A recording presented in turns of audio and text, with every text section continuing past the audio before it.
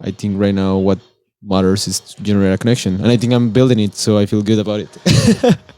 I think right now, as a Chicano Latino, I've been seeking this sound, and I see a lot of people in the music industry acting like it's theirs almost. And when I learned about you, and I see where you're from, and I'm hearing it, I feel proud, you know. And tell me more about how you started DJing. You know, how do you fell in love with house music? Well, what is the background?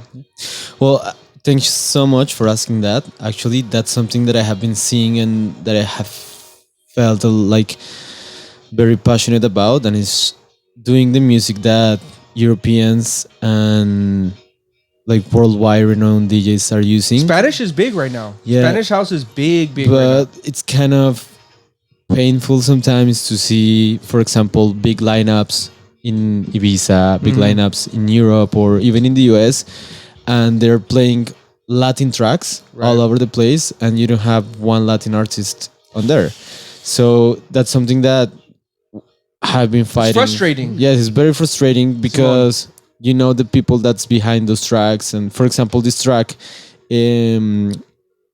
that's used a lot, Corre Morenita by a traditional Colombian singer, Andrea Echeverry. That track has been sampled in all tech house throughout the 2022, and you know, like she's not playing in any electronic festival. She's herself. not playing exactly. So I think sad. It's sad, but also it kind of gives you the energy to go and say like, no, we're gonna do it and we're gonna do it well, Right. because we actually know how to do it better. That's happening. Hey. Exactly. So let's kind of like go ahead and let's build something that's fair for everyone on the table. It's not about someone being better, but it's like something that's a little bit more fair. I'll tell you something small. It's just small, but it's so important. And also like the value of music, I think it can be a little bit different. Or like of some of these tracks that have been sampled a lot in electronic music now. Just to give you an example, for me to come here to the US and play, I have to get an artist visa.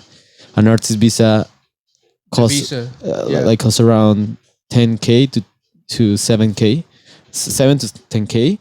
And each time I spend in Mexican pesos or in Colombian pesos in the US, like this beer could get me like a full blown up dinner in Colombia, you know? Right.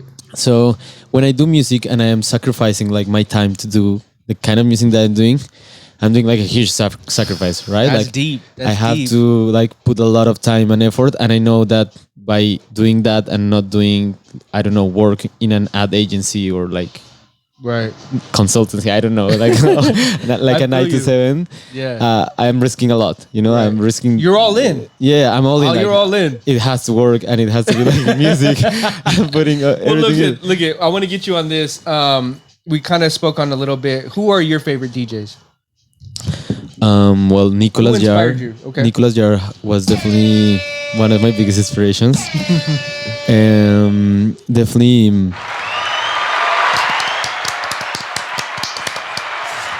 I think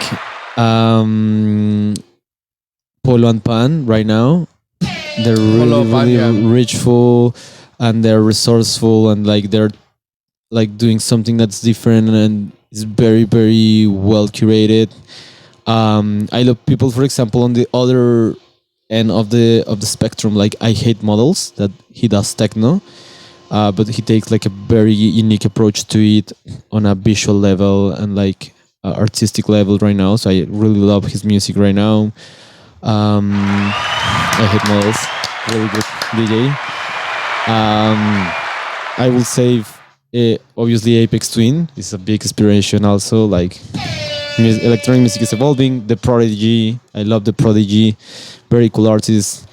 I will say those. Okay, I know, I love that. And look at is the third track of this album. Explain to me what I mean. How Spanish? I'm at a brunch, you know. I'm drinking some Pacificos. Some girls start dancing. We're getting some like. Oh my god, bro! Like the melodies.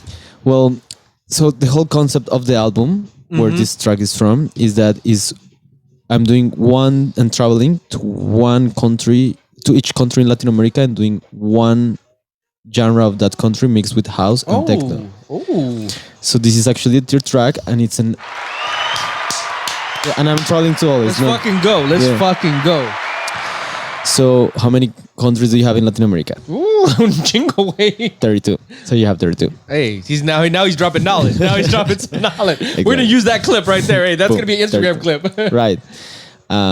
So I'm traveling to all of them. The album is ready already. Like I traveled to all of these locations, and this is the track Mala, that is an homage to Venezuela.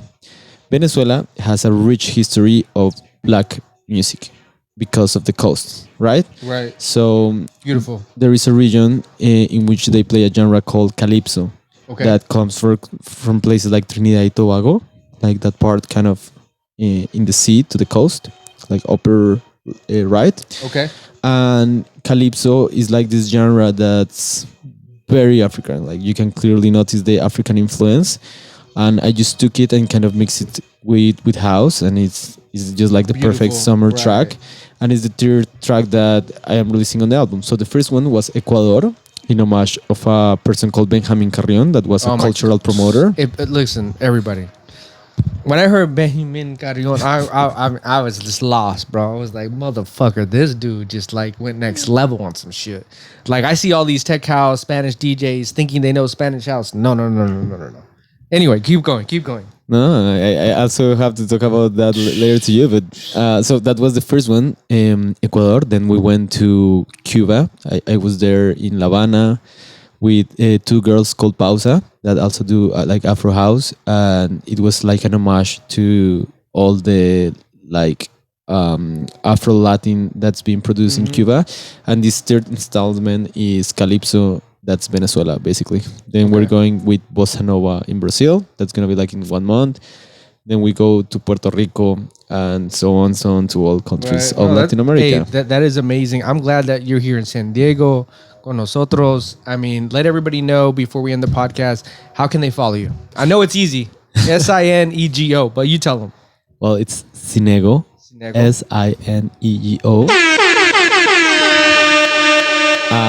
And it translates to without ego in Spanish. Sin ego. So that's kind of the objective. And if you're in Latin America this year, just follow his trail. Yeah. It sounds like he's gonna be everywhere. And that's